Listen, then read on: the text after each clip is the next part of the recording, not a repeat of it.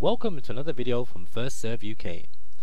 Many of our customers appear to be very worried when their washing machines blow the fuse box or trip the circuit board.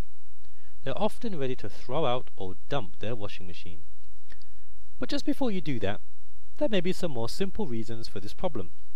By calling one of our engineers, this could save you hundreds of pounds.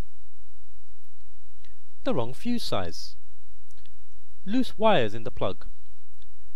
The electric filter, the program, the on and off switch, the door interlock, a faulty motor, the wash heater, the dryer heater, loose wiring, or even a leaking pump.